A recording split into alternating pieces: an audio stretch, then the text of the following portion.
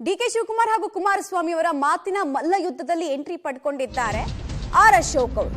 Vokkaliga ದಂಗಲ್ಗೆ entry ಕೊಟ್ಟಿದ್ದಾರೆ R Ashok. DKShi Vokkaliga ನಾಯಕ ಅಲ್ವೇ ಅಲ್ಲ, ಅವರು ಒಕ್ಕಲಿಗ ಅಂತ ಹೇಳ್ಕೋತಾರೆ, ಆದ್ರೆ ಒಕ್ಕಲಿಗರಿಗೆ ಏನ್ ಮಾಡಿದ್ದಾರೆ ಅಂತ ಹೇಳಲಿ ಅಂತ ಸವಾಲನ್ನ ಕೂಡ ಹಾಕಿದ್ದಾರೆ. ಇಷ್ಟು ಮಾತ್ರ ಅಲ್ಲ, ಇನ್ನು ಮುಂದುವರೆದು ಡಿಕೆ ಶಿವಕುಮಾರ್ ಕನಕಪುರಕ್ಕಷ್ಟೇ ಲೀಡರು ಅಂತ ಹೇಳಿದ್ದಾರೆ. ಕನಕಪುರದಿಂದ ಹೊರಗಡೆ ಬಂದ್ರೆ ಡಿಕೆ ಶಿವಕುಮಾರ್ ಲೀಡರ್ ಅಲ್ಲ ಅನ್ನೋದು ಅಶೋಕ್ ಅವರ ಮಾತಿನ ಅಭಿಪ್ರಾಯ ಆಗ್ತಾ ಇದೆ. ಆರ್ ಅಶೋಕ್ ಅವರ ಹೇಳಿಕೆಗೆ ಡಿಕೆ ಶಿವಕುಮಾರ್ ಕೂಡ ಟಾಂಗ್ ಕೊಟ್ಟಿದ್ದು ಕಂಡು ಬರ್ತಾ ಇದೆ.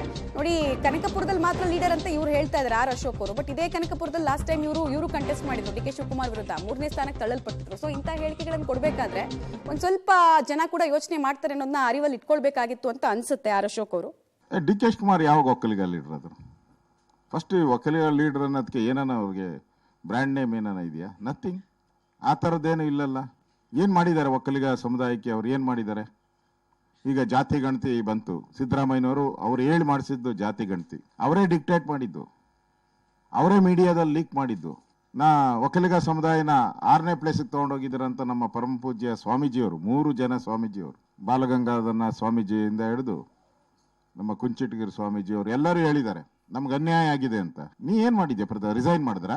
ನಾವು ಒಕ್ಕಲಿಗ ಲೀಡರ್ ಅಂದ್ರೆ ನಿನಗೆ ನಿಜವಾಗೂ ಗೌರವ ಇದ್ದಿದ್ರೆ ರಿಸೈನ್ ಮಾಡಬೇಕಾಯ್ತು. ಕ್ಯಾಬಿನೆಟ್ ಬಂದಾಗ ರಿಸೈನ್ ಮಾಡಬೇಕಾಯ್ತು.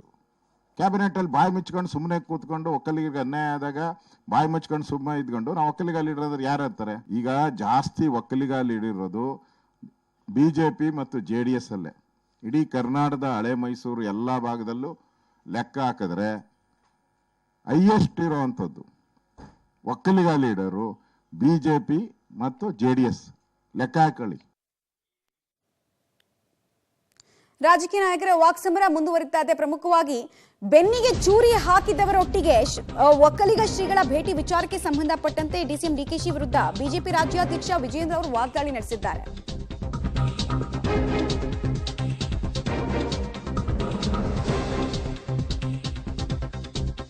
ಡಿಕೆ ಶಿವಕುಮಾರ್ ಅವರು ಪಾಪ ಹತಾಶರಾಗಿದ್ದಾರೆ ಅನ್ನೋದು ವಿಜೇಂದ್ರ ಅವರ ಅಭಿಪ್ರಾಯ. HD ಕುಮಾರಸ್ವಾಮಿ ಗೆದ್ರೆ ಅವರಿಗೆ ಅಸ್ತಿತ್ವ ಇರಲ್ಲ ಅನ್ನೋ ಭಯ ಕಾಡ್ತಾ ಇದೆ. ಅವರು ಅಂದ್ರೆ ಡಿಕೆ ಶಿವಕುಮಾರ್ ಅವರಿಗೆ ಅಸ್ತಿತ್ವ ಇರಲ್ಲ ಅನ್ನೋ ಭಯ ಕಾಡ್ತಾ ಇದೆ.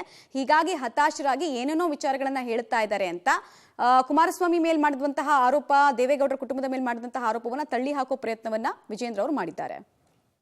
ಬಹಳ ಅಬ್ಬರದ ಪ್ರಚಾರನ ಮಾಡ್ತಕ್ಕಂಥ ಪ್ರಯತ್ನ ಮಾಡ್ತಾ ಇದ್ದಾರೆ ಕಾಂಗ್ರೆಸ್ ಪಕ್ಷ. ಆದರೆ ಮತದಾರರು ಅವರ ಭಾವನೆನೇ ಬೇರೆ ಇದೆ. ಮತದಾರರು ಬೆಂಗಳೂರು ಗ್ರಾಮೀಣ ಕ್ಷೇತ್ರದಲ್ಲಿ ಬದಲಾವಣೆಯನ್ನು ಬಯಸ್ತಾ ಇದ್ದಾರೆ. ಒಬ್ಬ ಸಜ್ಜನ, ಒಬ್ಬ ಖ್ಯಾತ ವೈದ್ಯರಾಗಿರ್ತಕ್ಕಂಥ, ಜನಾನುರಾಗಿ ಆಗಿರ್ತಕ್ಕಂಥ ಡಾಕ್ಟರ್ ಮಂಜುನಾಥ್ ಅವ್ರನ್ನ ಗೆಲ್ಲಿಸಬೇಕು ಅಂತೇಳಿ ತೀರ್ಮಾನ ಮಾಡಿದ್ದಾರೆ. ಹಾಗಾಗೇ ಕಾಂಗ್ರೆಸ್ ಪಕ್ಷದವರು DK ಶಿವಕುಮಾರ್ ಅವ್ರು ಗಾಬರಿಯಾಗಿ ಒಂದಲ್ಲ ಎರಡಲ್ಲ 4 ಡಾಕ್ಟರ್ ಮಂಜುನಾಥ್ ಅವ್ರನ್ನ ಹುಡ್ಕೊಂಡ್ಬಂದಿದ್ದಾರೆ. ಹಾಗಾಗಿ ಎಷ್ಟು ಗಾಬರಿ ಆಗಿದ್ದಾರೆ ಅಂತ ಅದರಲ್ಲಿ ನಿಮಗೆ ಗೊತ್ತಾಗ್ತದೆ.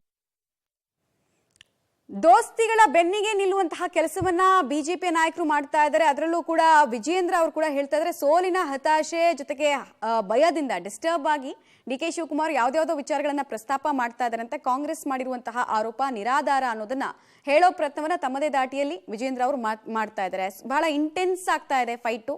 ರಾಜಕೀಯ ನಾಯಕರು ಒಬ್ಬೊಬ್ಬರು ಆರೋಪಿತ ಸ್ಥಾನದಲ್ಲಿ ನಿಲ್ಲಿಸೋದಕ್ಕೆ ಮುಂದಾಗ್ತಾ ಇದ್ದಾರೆ. ದ್ರೋಹ ಮಾಡಿದ್ ಇವರು ಅನ್ನೋದು ಬಿಜೆಪಿಯವ್ರ ಮಾತು.